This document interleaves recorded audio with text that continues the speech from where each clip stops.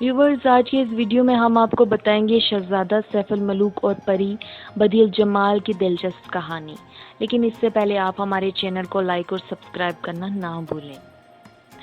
Viewers, آپ نے ناران کاغان اور جھیل سیف الملوک کے بارے میں ضرور سنا ہوگا، اور اگر جو لوگ نہیں جانتے ان کو بتا دوں کہ یہ جھیل پاکستان کے شمالی علاقے ناران میں واقع ہے، جو خوبصورتی کا ایک شاہکار ہے۔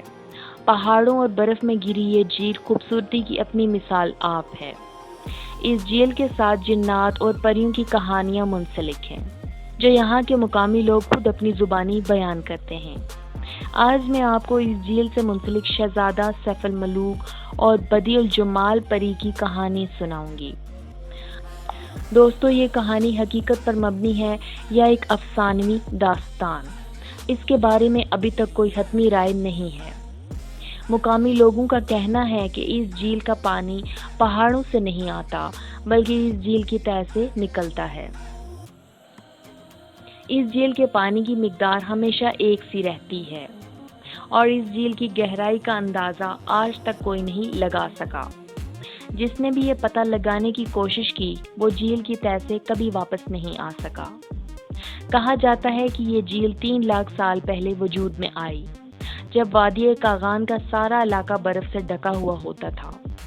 اس جھیل کے اطراف میں پہاڑوں کی بلندی 17,000 فٹ ہے، اور ان کو آج تک کوئی نہیں سر کر سکا۔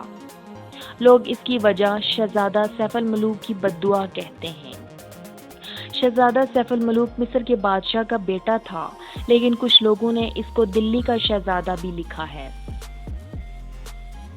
شہزادہ سیف الملوک کو مسلسل 7 راتیں خواب میں ایک پری کا دیدار ہوتا رہا۔ اس خواب کی تعبیر معلوم کرنے کے لیے کئی نجومیوں سے رابطہ کیا گیا، لیکن کوئی بھی اس کو خواب کی تعبیر نہ بتا سکا۔ آخرکار ایک نجومی نے شہزادے کو اس کے خواب کی تعبیر کچھ یوں بتائی کہ جو پری تمہارے خواب میں آتی ہے وہ کوکاف کی پری ہے۔ کوکاف جنوں اور پریوں کا علاقہ ہے، جہاں انسان کا جانا ناممکن ہے۔ اس نجومی نے شہزادے کو بتایا، ہر 12 سال بعد جھیل سیف الملوک پر غسل کرنے آتی ہے۔ اس پری کا نام بدی الجمال پری ہے۔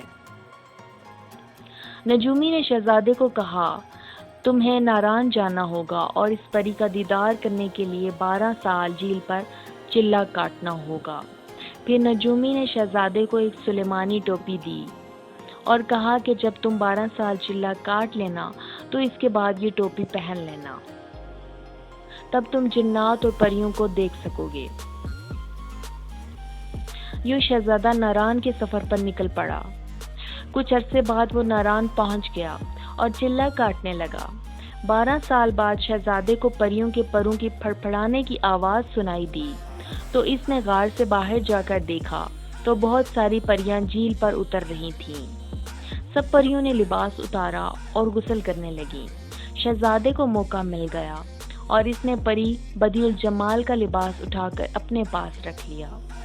باقی پریاں وہاں سے چلی گئیں اور بدی الجمال لباس نہ ہونے کی وجہ سے وہاں رہ گئی۔ پری نے شہزادے سے لباس مانگا، لیکن شہزادے نے کہا، ایک شرط پر لباس واپس دوں گا، پہلے مجھ سے شادی کرو۔ لیکن پری نے انکار کر دیا۔ پھر شہزادے نے اپنا تعارف کروایا، تم میرے خواب میں روزانہ آتی تھی اور میں 12 سال سے تمہارے لیے چلہ کاٹ رہا ہوں۔ یہ سب سن کر پری بھی شہزادے کے عشق میں مبتلا ہو گئی۔ جھیل کے ساتھ ایک اونچا پہاڑ ہے جس کا نام ملکہ پربت ہے۔ اس پہاڑ کو آج تک کوئی نہیں سر کر سکا۔ کہا جاتا ہے کہ وہاں جنات کا بسیرا ہے۔ اس پہاڑ میں ایک دیور رہتا تھا، وہ بھی پری کا عاشق تھا۔ جب اس کو پتہ چلا کہ ایک شہزادہ آیا ہے اور وہ پری کو ساتھ لے کے جائے گا، یہ سن کر وہ آگ بگولا ہو گیا۔ وہ دونوں کو مارنے کے لیے جھیل پر آ گیا۔ اس کے ڈر سے شہزادہ اور پری دونوں جان بچانے کے لیے ناران کی طرف بھاگے۔ دیو غصے سے پاگل ہو گیا تھا۔ اس نے جھیل کا بند توڑ دیا، جس سے سارے علاقے میں سیلاب کی صورتحال پیدا ہو گئی۔ شہزادے اور پری نے سیلاب سے بچنے کے لیے ایک غار میں پناہ لی۔ وہ غار آج بھی ناران کے بازار میں موجود ہے، جہاں لوگ سیر کرنے کے لیے جاتے ہیں۔ کچھ لوگوں کا کہنا ہے کہ وہ سیلاب میں غرق ہو گئے تھے اور کچھ لوگوں کا کہنا ہے کہ وہ آج بھی غار میں زندہ ہے۔ ویورز، کیسی لگی آپ کو ہماری یہ ویڈیو؟ آپ نیچے کمنٹ سیکشن میں کمنٹ کر کے ہمیں بتا سکتے ہیں اور ہمیں لائک اور سبسکرائب کرنا نہ بھولیں۔